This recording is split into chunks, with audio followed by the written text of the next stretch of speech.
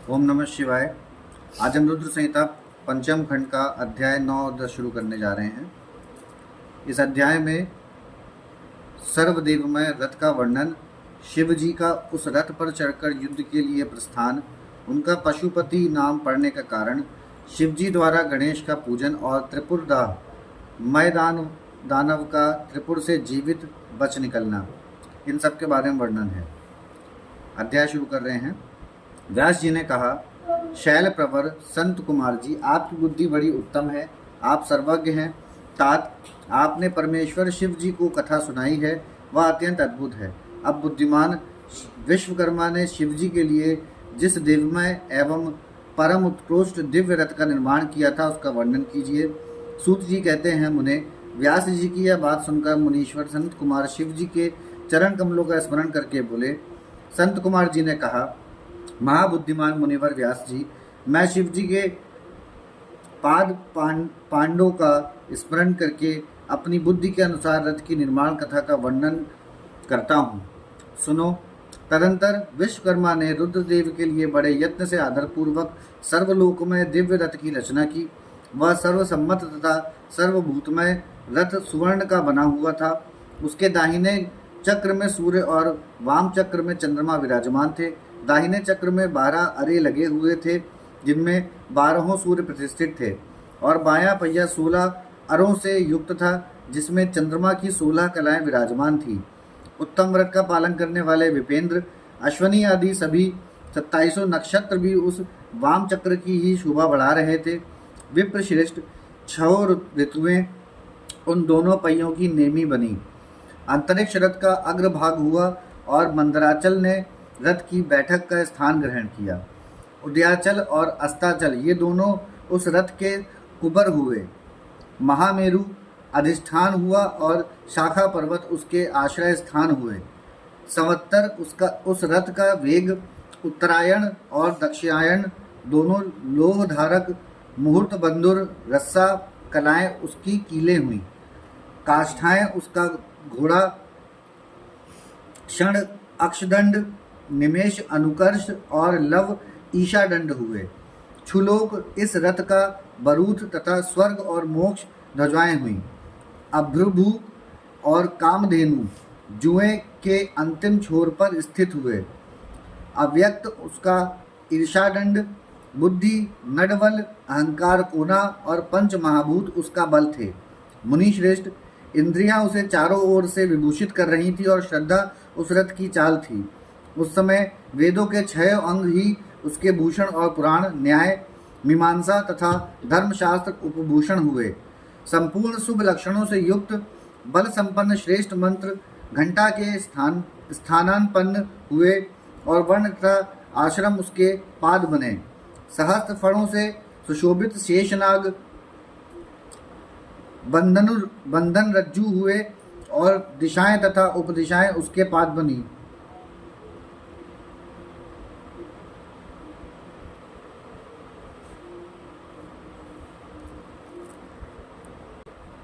पुष्कर आदि तीर्थों ने रत्न जटित स्वर्ण में पताकाओं का स्थान ग्रहण किया और चारों समुद्र उस रथ के आच्छादन वस्त्र बने। गंगा आदि सभी श्रेष्ठ सरिताओं ने सुंदरी स्त्रियों का रूप धारण किया और समस्त आभूषणों से विभूषित हो हाथ में चंवर ले यत्र तत्र स्थिर होकर वे रथ की शोभा बढ़ाने लगे। आवह आदि 7 वायुओं ने स्वर्ण में उत्तम सोपान का काम संभाला। लोकालोक पर्वत उसके चारों ओर का उपसोपान और मानस आदि सरोवर उसके सुंदर बाहरी विषम स्थान हुए। सारे वर्षाचल उसके चारों ओर के पाश बने और नीचे के लोकों के निवासी उस रथ का तलभाग हुए। देवादिदेव भगवान ब्रह्म लगाम पकड़ने वाले सारथी हुए और ब्रह्म दैवत ओमकार उन ब्रह्मदेव का चाबुक हुआ। अकार ने विशाल छत्र का रूप धारण किया। मंदराचल पार्श्व भाग का दंड हुए। शैलराज हिमाचल धनुष और स्वयं नागराज शेष उसकी प्रत्यंचा बने। श्रुति रूपिणी सरस्वती देवी उस धनुष की घंटा हुई और महातेजस्वी विष्णु बाण तथा अग्नि उस बाण के नोक बने। मुने, चारों वेद उस रथ में जुतने वाले 4 घोड़े कहे गए हैं। इसके बाद शेष बची हुई ज्योतियां उन अश्वों की आभूषण हुई। विष से उत्पन्न हुई वस्तुओं ने सेना का रूप धारण किया। वायु बाजा बजाने वाले और व्यास आदि मुख्य मुख्य ऋषि वाह वाहक हुए। मुनीश्वर, अधिक कहने से क्या लाभ, मैं संक्षेप में ही बतलाता हूँ कि ब्रह्मांड में जो कुछ वस्तु थी वह सब उस रथ में विद्यमान थी। इस प्रकार बुद्धिमान विश्वकर्मा ने ब्रह्मा और विष्णु की आज्ञा से उस शुभ रथ का तथा रथ सामग्री का निर्माण किया था। संत कुमार जी कहते हैं, महर्षि, इस प्रकार के महान दिव्य रथ में जो अनेक विध आश्चर्यों से युक्त था, वेद रूपी अश्वों को जोतकर ब्रह्मा ने उस शिव को समर्पित कर दिया। शंभु को निवेदित करने के पश्चात जो विष्णु आदि देवों के सम्मानीय एवं त्रिशूल धारण करने वाले हैं, उन देवेश्वर की प्रार्थना करके ब्रह्मा जी उन्हें उस रथ पर चढ़ाने लगे। तब महान ऐश्वर्यशाली सर्वदेवमय शंभु रथ सामग्री से युक्त उस दिव्य रथ पर आरूढ़ हुए। उस समय ऋषि, देवता, गंधर्व, नाग, लोकपाल और ब्रह्मा विष्णु भी उनकी स्तुति कर रहे थे। गान विद्या विशारद अप्सराओं के गण उन्हें घेरे हुए थे। सारथी के स्थान पर ब्रह्मा को देखकर उन वरदायक शंभु की विशेष शोभा हुई। लोक की सारी वस्तुओं से कल्पित उस रथ पर शिव जी चढ़ ही रहे थे कि वेद संभुत वे घोड़े सिर के बल भूमि पर गिर पड़े। पृथ्वी में भूकंप आ गया, सारे पर्वत डगमगाने लगे। सहसा शेषनाग शिव जी का भार न सह सकने के कारण आतुर हो कांप उठे।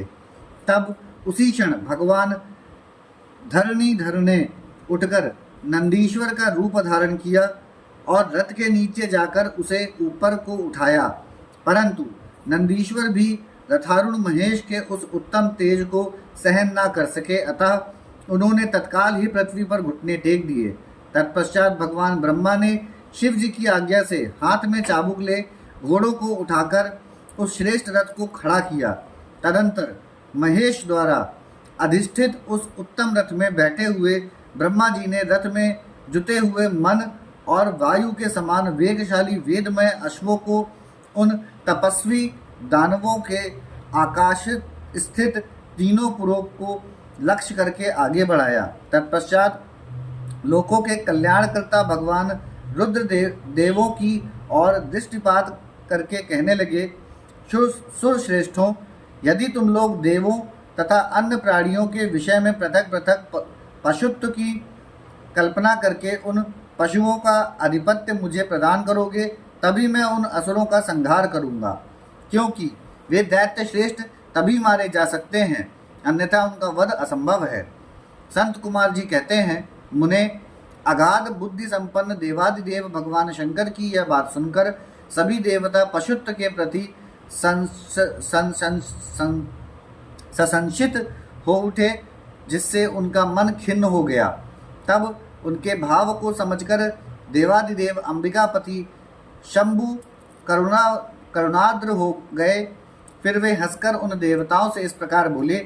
शंभु ने कहा, देवश्रेष्ठो, पशु भाव प्राप्त होने पर भी तुम लोगों का पतन नहीं होगा।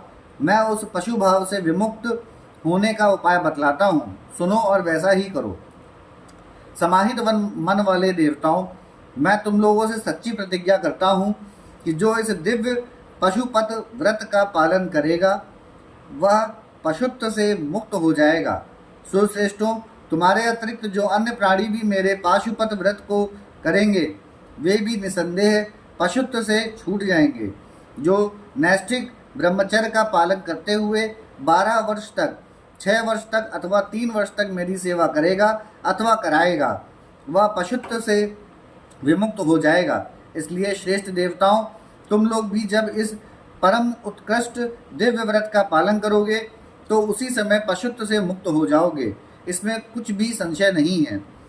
संत कुमार जी कहते हैं, महर्षि, परमात्मा महेश्वर का वचन सुनकर विष्णु और ब्रह्मा आदि देवताओं ने कहा, तथेति, बहुत अच्छा, ऐसा ही होगा। इसीलिए बड़े बड़े देवता तथा असुर भगवान शंकर के पशु बने और पशुत्व रूपी पाश से विमुक्त करने वाले रुद्र पशुपति हुए।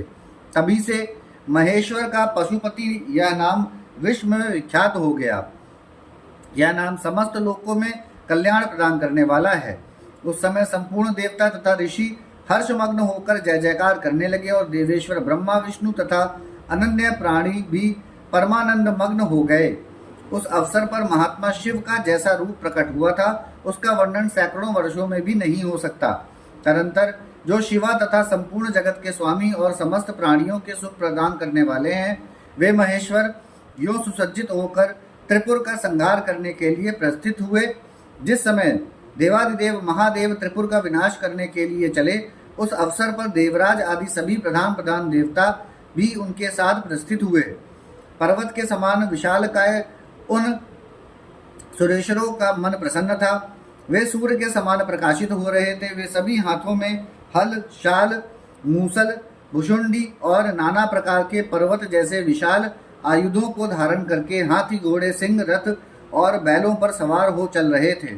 उस समय जिनके शरीर परम प्रकाशमान थे और महान उत्साह से संपन्न थे तथा जो नाना प्रकार के अस्त्र शस्त्रों से सुसज्जित थे, वे इंद्र, ब्रह्मा और विष्णु आदि देव शंभु की जय जयकार बोलते हुए महेश्वर के आगे आगे चले।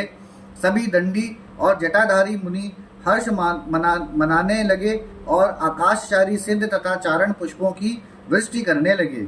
विपेंद्र, त्रिपुर की यात्रा करते समय जितने गणेश्वर शिव जी के साथ थे, उनकी गणना करके कौन पार पा सकता है। तथापि मैं कुछ का वर्णन करता हूँ। योगिन, समस्त गणराजों में श्रेष्ठ भृंगी गणेश्वरों तथा देवगणों से घिरकर विमान पर आरूढ़ हो महेंद्र की भांति त्रिपुर का विनाश करने के लिए चले। उनके साथ साथ केश, विगतवास, महाकेश, महाज्वर, सोमवल्ली, स्वर्ण, सोमप, सनक, सोमध्रक, सूर्यवर्चा, सूर्यप्रेक्षरक,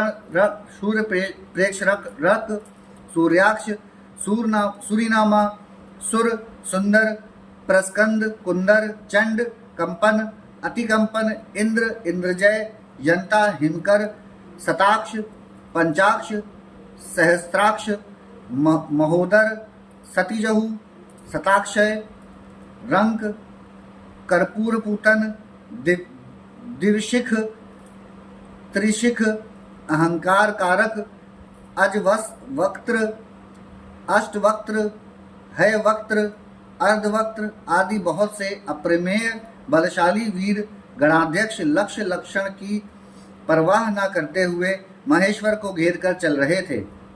व्यास जी, तदंतर महादेव शंभु संपूर्ण सामग्रियों सहित उस रथ पर स्थित हो उन सुरद्रोहियों के तीनों पुरों को पूर्णतया दग्ध करने के लिए उद्यत हुए। उन्होंने रथ के शीर्ष स्थान पर स्थित हो उस महान अद्भुत धनुष पर प्रत्यंचा चढ़ाई और उस पर उत्तम बाण का संधान करके वे रोषावेश से होंठ को चाटने लगे। फिर धनुष की मूड़ को दृढ़ता पूर्वक पकड़कर और दृष्टि मिलाकर वे वहां अचल भाव से खड़े हो गए। परंतु उनके अंगूठे के अग्रभाग में स्थित होकर गणेश निरंतर पीड़ा ही पहुंचाते रहे, जिससे वे तीनों पुर त्रिशूलधारी शंकर का लक्ष्य नहीं बन सके। तब धनुष बाणधारी मुंजकेश विरूपाक्ष शंकर ने परम शोभन आकाशवाणी सुनी। उस व्योमवाणी ने कहा, ऐश्वर्यशाली जगदीश्वर, जब तक आप इन गणेश की अर्चना नहीं कर लेंगे तब तक इन तीनों पुरों का संहार नहीं कर सकेंगे। ऐसी बात सुनकर अंधकासुर के निहंता भगवान शिव ने भद्रकाली को बुलाकर गजानन का पूजन किया। जब हर्षपूर्वक विधि विधान सहित अग्रभाग में स्थित उन विनायक की पूजा की गई, तब वे प्रसन्न हो गए। फिर तो भगवान शंकर को उन तारक पुत्र महामनस्वी दैत्यों के तीनों नगर यथोक्त रूप से आकाश में स्थित दिख पड़े। इस विषय में कुछ लोग ऐसा कहते हैं कि जब शिव जी स्वयं स्वतंत्र परब्रह्म सगुण निर्गुण सबके द्वारा अलक्ष्य स्वामी परमात्मा निरंजन देवमय पंच देवों के उपास्य और परात्पर प्रभु हैं, वे ही सबके उपास्य हैं, उनका उपास्य कोई नहीं है, तब सबके वंदनीय पर ब्रह्म स्वरूप उन देवेश्वर महेश्वर के विषय में यह बात उचित नहीं जान पड़ती कि उनकी कार्य सिद्धि अन्य की कृपा पर अविलंबित हो। परंतु मुने उन देवादिदेव वरदानी महेश्वर के चरित्र में लीलावश सब कुछ घटित हो सकता है। अस्तु। इस प्रकार जब गणादीप का पूजन करके महादेव जी स्थित हुए, तब वे तीनों पुर कालवश शीघ्र ही एकता को प्राप्त हो गए। मुने उन त्रिपुरों के परस्पर मिलकर एक हो जाने पर महान आत्मबल से संपन्न देवताओं को महान हर्ष हुआ। तब संपूर्ण देवगण सिद्ध और परमर्षि अष्टमूर्तिधारी शिव की स्तुति करके उच्च स्वर से जय जयकार करने लगे। उस समय ब्रह्मा और जगदीश्वर विष्णु ने कहा, महेश्वर, तारक के पुत्र उन त्रिपुर निवासी दैत्यों के वध का समय भी आ गया है। विभो, इसीलिए ये पुर एकता को प्राप्त हो गया है। अतः देवेश, जब तक ये त्रिपुर पुनः विलग हो, उसके पहले ही आप बाण छोड़कर इन्हें भस्म कर डालिए और देवताओं का कार्य सिद्ध कीजिए। मुने, तदंतर शिव जी ने धनुष की डोरी चढ़ाकर उस पर पूज्य पाशुपतास्त्र नामक बाण का संधान किया और उसे वे त्रिपुर पर छोड़ने का विचार करने लगे। शंकर जी ने जिस समय अपने अद्भुत धनुष को खींचा था, उस समय अभिजीत मुहूर्त चल रहा था। उन्होंने धनुष की टंकार तथा दुस्सह सिंहनाद करके अपना नाम घोषित किया और उन महासुरों को ललकार कर करोड़ों सूर्यों के समान प्रकाशमान उस भीषण बाण को उन पर छोड़ दिया। तब जिसके नोक पर अग्निदेव प्रतिष्ठित थे और जो विशेष रूप से पाप का विनाशक तथा विष्णुमय था, उन महान ज्वाजलमान शीघ्रगामी बाण ने उस त्रिपुर निवासी दैत्यों को दग्ध कर दिया। तत्पश्चात वे तीनों पुर भी भस्म हो गए और एक साथ ही चारों समुद्रों रूपी मेखला वाली भूमि पर गिर पड़े। उस समय शिव जी की पूजा का अतिक्रमण कर देने के कारण सैकड़ों दैत्य उस बाण स्थित अग्नि से जलकर हाहाकार मचा रहे थे।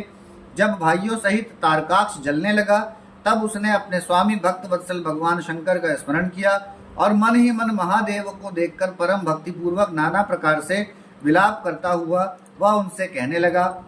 तारकाक्ष बोला, अब आप हम पर प्रसन्न हैं, यह हमें ज्ञात हो गया है। इस सत्य के प्रभाव से आप फिर कब भाइयों सहित हमको दग्ध करेंगे? भगवान, जो देवता और असुरों के लिए प्राप्य है, वह दुर्लभ लाभ हमें प्राप्त हो गया। अब जिस जिस योनि में हम जन्म धारण करें, वहां हमारी बुद्धि आपकी भक्ति से भावित रहे। मुने, यूं वे दैत्य विलाप कर ही रहे थे कि शिव जी की आज्ञा से उस अग्नि ने उन्हें अद्भुत रीति से जलाकर राख की ढेरी बना दिया। व्यास जी और भी जो बालक और वृद्ध दानव थे, वे शिवाज्ञा अनुसार उस अग्नि द्वारा शीघ्र ही जलकर भस्म हो गए। यहाँ तक कि उन त्रिपुरों में जितनी स्त्रियां और पुरुष थे, वे सब के सब उस अग्नि से उसी प्रकार दग्ध हो गए जैसे कल्पांत में जगत भस्म हो जाता है। उस समय उस भीषण अग्नि से कोई भी स्थावर जंगम बिना जले नहीं बचा, किंतु असुरों का विश्वकर्मा अविनाशी मैं बच गया, क्योंकि वह देवों का अविरोधी शंभु के तेज से सुरक्षित और सद्भक्त था। विपत्ति के अवसर पर भी वह महेश्वर का शरणागत बना रहता था।